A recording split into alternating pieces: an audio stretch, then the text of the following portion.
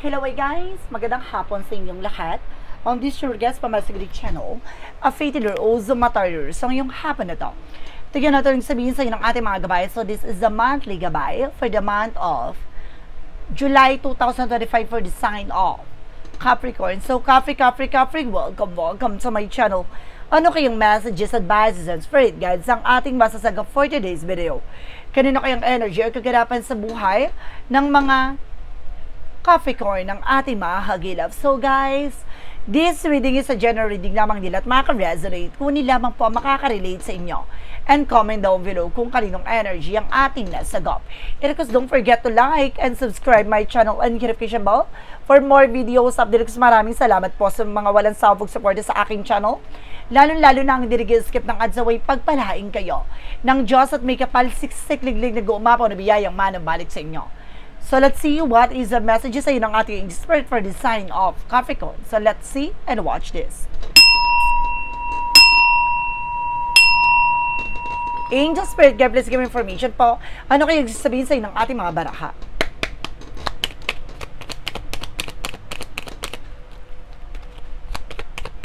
Let's see. And there's an Empress card. A revert. Wow! Bubuhay yung katawan lupa mo dito, no? Maring ibabalik yung sigla, there's something of blessing coming in, a new beginning coming in. No, magkakaroon ka ng bagong eksena. Some of you, there's a pregnancy, maring magbuntis ka. And there's a Nine of Pentacles. So see, ibig sabihin dito, magkaroon ka ng bagong biyaya, no? Hindi porket blessing is something pagbubuntis. Meron din magbubuntis, of course. Pero meron ako nakasense dito na maaaring mga nakulit ang iyong negosyo or yung iyong salary, no, yung finances, resource of income, no, lumago, no, gumanda na ang daloy. There's a Seven of Wands that you are being protected, no, protection at pangalagaan mo yung grounds mo, even your territory. No, dapat matuto kang proteksyonan kung ano man yung mga bagay na meron ka, no, lalo-lalo na yung pinaghirapan mo. And of course, there's something, the Knight of Cups, a wish fulfillment. So, may mga bagay din na matutupad na dito, may isa sa katuparan mo na, ano man yung mga bagay, pangarap at hinahangad mo, na maaaring mabigyan na ng panibagong eksena, no? At maaaring mapagtagumpayan mo ito.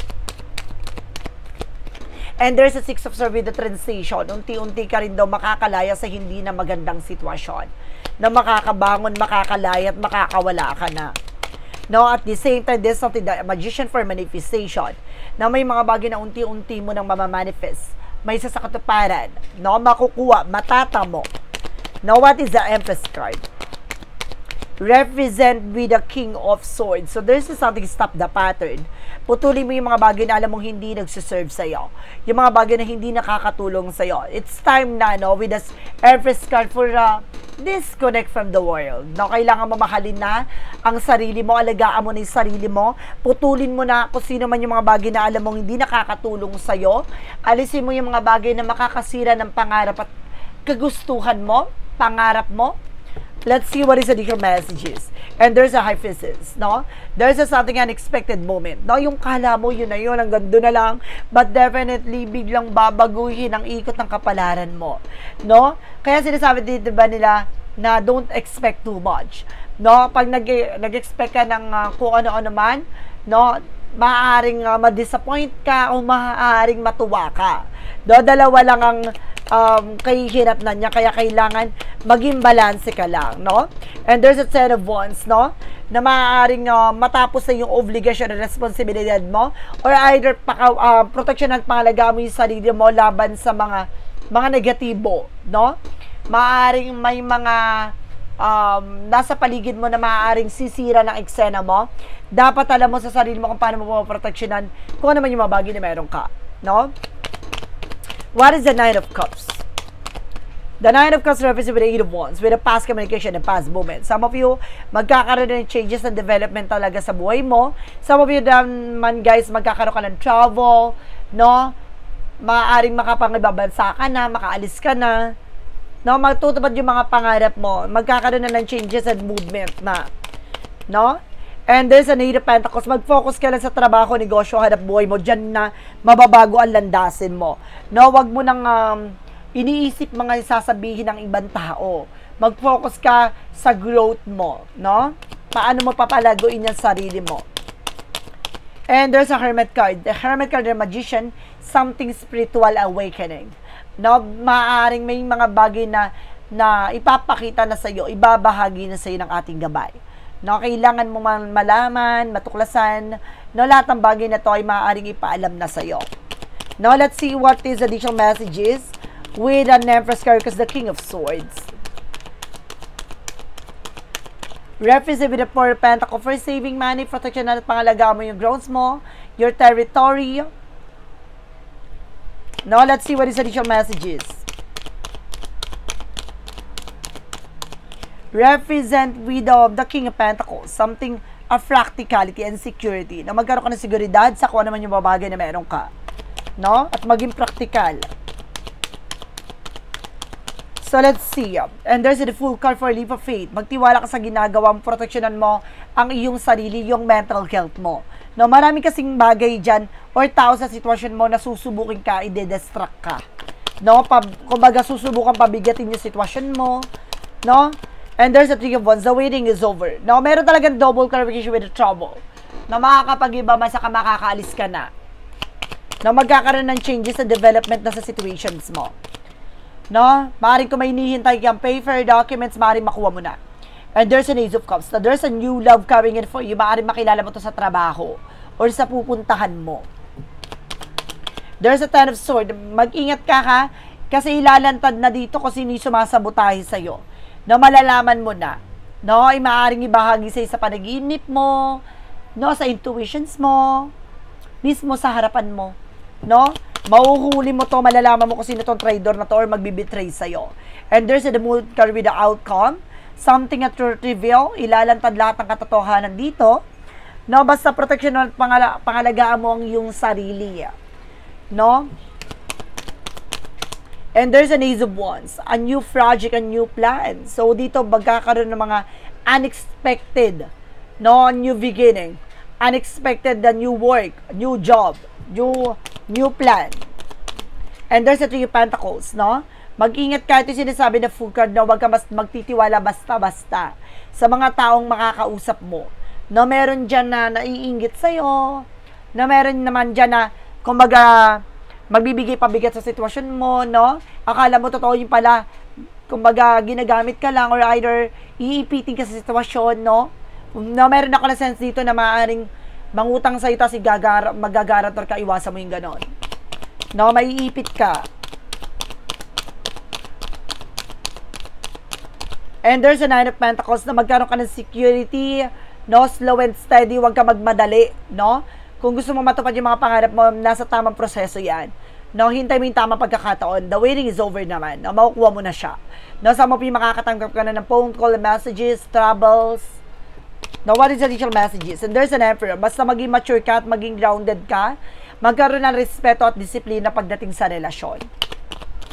No, and there's another source. Sabi ko na nga ba, meron talagang gumagawa sa'yo ng hindi maganda. Nagkakaroon ka ng anxiety, sleepless night. Nainggit to sa'yo, ha? Naiinggit to sa'yo. There's an Ace of Pentacles. No, kasi malapit ang pera sa'yo. Mabilis ang pera sa'yo. No, kaya to naiinggit tong tao na to para pabagsakin ka. No, tinatrader ka nito. So, let's see what is additional messages for finances and career. Na pagdating sa love life at kalusugan mo. Alamin na natin yan, guys. No, alamin na natin at bubungkalin natin ano magiging ganap pa sa'yo ngayong buwan na to. So, let's watch this. For finances and career. Okay. For finances and career. So, there's a Queen of Wands. No, kailangan may kumpiyansa ka. No, dapat alam mo yung ginagawa mo. No, huwag kang matakot, huwag kang mangamba, huwag kang magpapadistract. No? And there's another ones. Konting tiyaga, there's a near to success. No? Kailangan may pagtitiyaga, meron kang, kumbaga, kaliwanagan sa isip na alam mo yung ginagawa mo.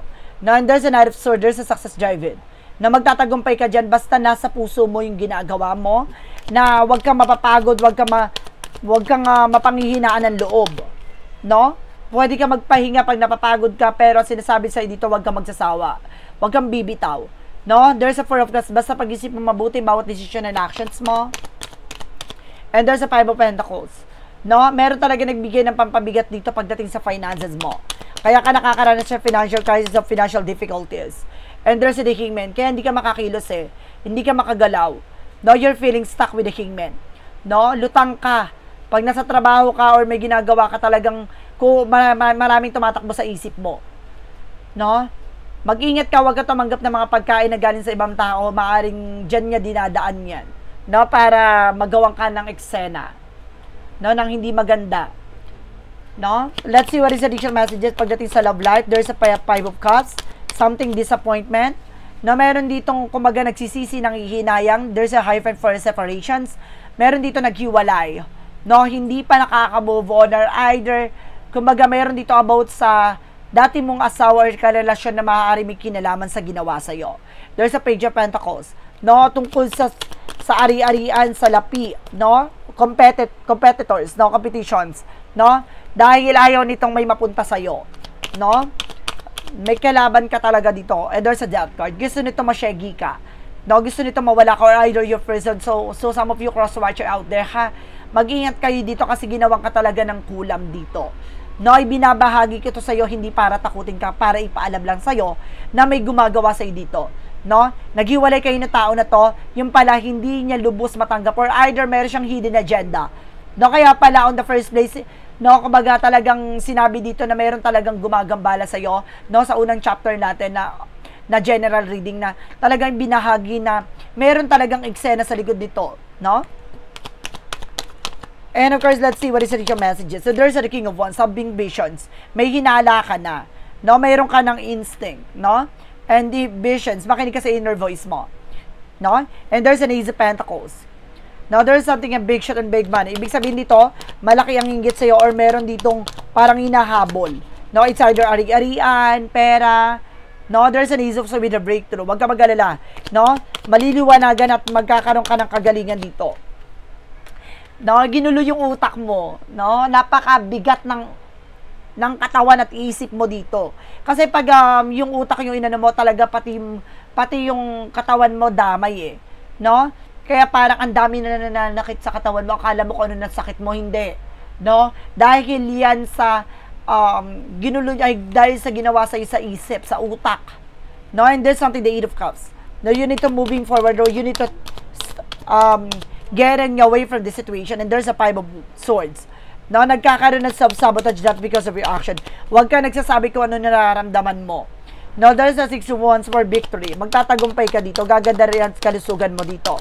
Kailangan mo lang tapusin kung sino ang gumagambala sa'yo. And there's a Chariot card. See, you need to take an action. Kailangan mo ng kilos at galaw. No, ngayong buwan na to, maaaring maliliwanagan ka na kung sino ang punot dulo nito. So, let's see what is additional messages pagdating sa magical fairy messages. Advices and requests sa pick a card, yes or no. Kung bago ka sa channel ko, don't forget guys, no, mag-isip ka na ng tanong. Then of course, sa dulo nito na reading na to, doon mo malalaman na magiging sagot sa tanong mo. Kaya ngayon pa lang, pumili ka na ng kung ano magiging tanong mo at magiging sagot dito. No? Maaaring pumili ka with a 1, 2, or 3. Comment down below kung ano number na pili mo para malaman natin kung umabot ka ba sa reading na to. So let's see and watch this. With a magical fairy messages represent what? With a magical fairy messages represent with a winter. No, ngayong winter season, maaaring masagot na lahat ng katanungan mo. No? Mabibigyan ng kaliwanagan yung mga pangyayari sa buhay mo. And there's something, everything is okay. No, huwag ka mag-alala, lahat ng bagay na to ay maaaring ayon sa kalooban ng Diyos. No, magtiwala ka lang sa ginagawa mo, sa sarili mo. And of course, there's something pregnancy. Meron talaga magbubuntis dito, guys. Na double clarifications. Or there's something a new blessing. Or there's a revert. Ooh. What is a yin and yang oracle card? And there's a message and dreams, no? Marami talaga mensahe na binabahagi sa panaginip mo. Kaya makinig ka. Now, there's an attraction that you are being attracted. Ibig sabihin nito, maaaring malakas ang insecurities ng tao na yon, no? Mataas ang insecurities niya in ego, no? Ayaw niya na nasasapawan. What is the synchronicities represent what? And there's a princess. So some of you guys know, you become a princess or maaring prinsesa ka, or maaring meron ditong tinuring ka prinsesa, or maaring yung person mo is something a princess. Or there's a rebel. Na meron dito nagre-rebelde talaga, gumagante. no? Meron talaga ditong, kumbaga, gumagawa ng hindi maganda sa'yo. So, let's see what is the romance idea for Mystic Love Oracle deck. And there's a grave, oh my goodness, no second chances. No, wag mo nang bigyan ng pagkakataon nitong tao na to na bumalik sa buhay mo, ha. And there's a bliss and a happiness. No, may kaligayahan na maaaring maghintay sa'yo, no? What is the angel's number? Represent what?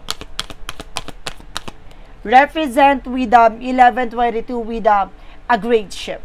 Now, first, focus on the positive changes occurring due to your efforts. Then expand your horizon and permit yourself to try something new. So many positive shifts are in store for you. The world around you is changing in your favor of your intention. The more na gusto mo yung ginagawa mo, the more na mahal mo yung ginagawa mo, papabor sa yung sitwasyon. No, kailangan mo mag-focus sa mas positibong kalalabasan. Umiwas ka sa mga negative. What is the money move oracle deck? Reference with a looking. No? Seek and you shall find. Hindi mo makikita kung hindi mo hahanapin. No, habang ay eye of for beauty and uncover hidden charm. No, meron ka palang sikreto dito na unti-unti mo matutuklasan sa sarili mo na meron ka palang ganong katangian na malakas pala ang charisma mo at atake mo sa ibang tao. No, ibig sabihin may swerte kang taglay. No, let's see what lies beneath with the hidden future. No, pagdating sa business, malakas yung hatak mo. No, magaling ka magbuhay na mano. Sa business, pwede ka magbuhay na mano, malakas ang charisma mo. What is what lies beneath with the hidden future? And there's a knowing they fuck up. Nalaman mo nang tinatarantado ka niya. Or either nalaman niya na tinatarantado mo siya. No, may ganun scenario. There's a double meaning. And the shadow work represent what? No, para sa madaling salita dito, parang namulat na. No, sa lahat na nangyayari. Or, kumbaga, nalaman mo na. No, lahat ng mga pangyayari sa buhay mo ngayon. Nalaman mo na yung punot dulo. The shadow work represent wooden healer. No, empathy, healing, purpose. The wound is the place where light enter you. So, see, hindi mo malalaman kasi lahat ng bagay na yan, hindi mo matutunan humilom at hindi mo mararamdaman na masaktan kung hindi mo mararamdaman lahat ng nangyari na to. No? Kung hindi mo naranasan masaktan na yan, hindi mo matutuklasan lahat ng bagay na mangyari pa pala sa buhay mo. Na, kumbaga sa likod ng mga tao na pinagkatiwalaan mo, tinrider ka, pero doon mo pala makikita na hindi lahat pala ng tao na mamahalin mo ay ibabalik yung ganung pagmamahal. No? Ganung pagtitiwala. No? May ganung senaryo. Kaya kailangan palayaan mo yung sarili mo sa lahat ng mga bagay-bagay. No? Nagkaroon ka kasi ng trauma dito eh. No? Nagkaroon ka ng trauma, sugat na nakaraan na kailangan lumilom. No? So let's see, nagkaroon ka ng trust issue. No? There's a clarifying for a love situation. There is a clarifying for a love situation. There is something flickering passion, feeling come and go, or the chemistry is not there. So see, parang nawalan ka na ng gana. No, may dumating na tao na nagmamahal sa iyo ngayon, pero parang hindi mo maibigay ng fully yung pagmamahal na yon. No, dahil nagkaroon ka ng trauma at takot. And there's a clarifying for a life situation.